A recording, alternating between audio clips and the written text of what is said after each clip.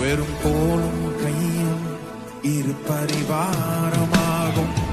உம்மாலன்றி இது யாரா கூடும்?